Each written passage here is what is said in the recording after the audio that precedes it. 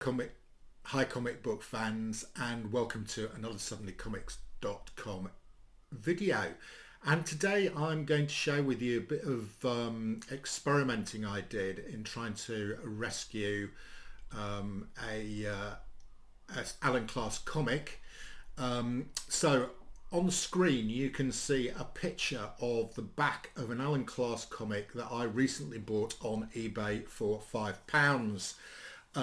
I deliberately bought this comic because I wanted to do some experimentation with comic CPR, that's cleaning, pressing and renewing, and I thought this was a good candidate. As you can see, it's quite badly water stained, and if we look at the front cover,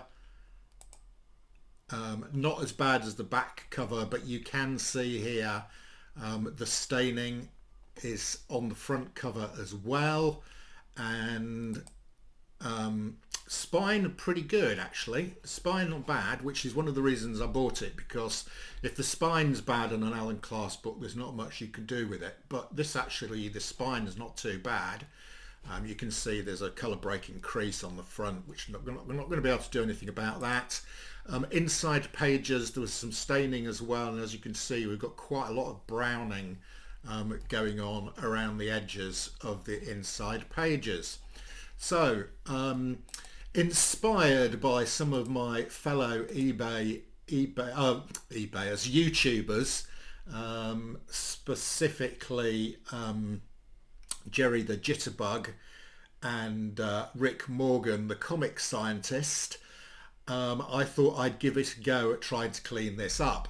So what I actually did, I only did this because it was a cheap comic, I literally just put the whole comic in a bath of water and left it overnight. So the whole thing got completely saturated with water, and after I'd left it overnight, I just gave it a quick picked it up and let the water drain out of it into the water bath.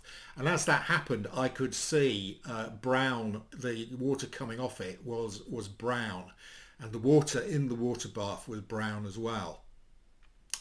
I then, I used to be a paper maker way back when, so the process then, having made the thing completely wet, was to dry it out, and this requires a lot of patience. And I started off by cold pressing the comic. I put a kitchen towel between the covers and the main pages, and then literally just pressed the comics under some weights as it gradually dried out. And I must have done that 7 or 8 times over a period of 2 or 3 days until the comic began to get a bit drier. I then dried out some of the centre pages a bit with a hairdryer, and then I put the comic into my hot press and gave it a hot press. Still quite wet. I gave it another couple of cold presses, a bit more of the hairdryer, and then hot pressed it again. And then finally I gave it a clean down with some Immaculate, and then hot pressed it again. And here in front of me, let me just switch views, that's the comic, and here in front of me I have the finished comic. Okay, so you can see this has cleaned up really nicely. A lot of all that water staining is gone. There is bits of residual dirt left on here which hasn't come off with the Immaculate. But you can see it's significantly, the back page is significantly better. The front, the staining has gone from the front. So if you remember, there was staining here, that has gone. Now the interesting thing, and the thing I was worried about, is whether soaking the comic completely in water, that the glue in the spine would go, but it didn't. So this is an interesting learning point, is that the glue in the Alan Class comics is not water soluble. and in fact the spine is just about in the same condition it was when we started. It's not in bad condition at all, and there's a little tear here, but that was there when we started. So yeah, it survived it really nicely. And what was really pleasing is that the inside pages have cleaned up as well.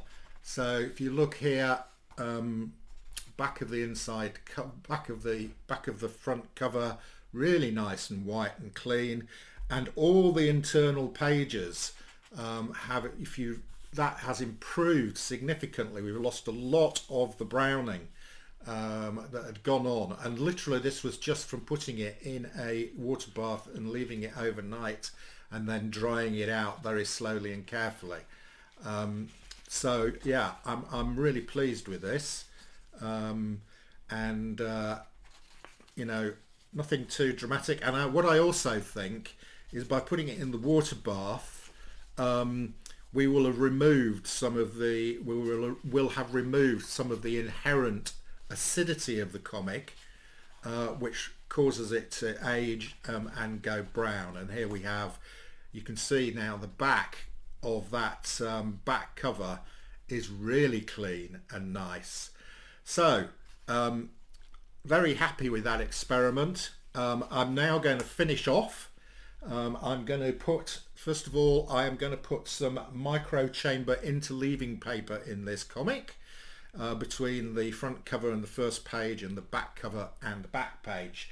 Now, for those of you who don't know, I'm just going to show this. This is micro chamber interleaving paper, and it says removes pollutants and eliminates odors. So it is a mildly alkaline paper, but it contains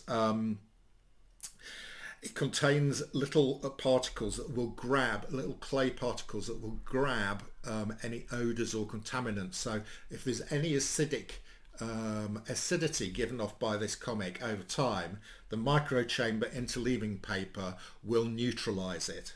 I like to use this on comics to help preserve them. So literally I'm just going to slip a piece in the in here. It's great. And I'm going to slip a piece in the between the back cover and the back page. So that will help keep it going and hopefully preserve it. Finally, I've got here a golden age backing board that this comic is resting on, and here I have got a golden age mylight, and I'm just going to slip that into the golden age mylight like so.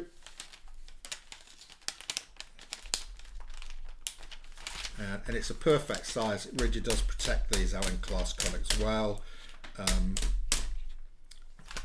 It's looking good. So there we go. I'll just take that off in a second with some Scotch tape, and there we go. Hopefully this comic, it's shilling 5p on the cover, which pretty much dates it to 1971 when the UK currency changed. So this comic is 50 years old, and hopefully with the work I've done on it, it will last another 50 years. Enough said.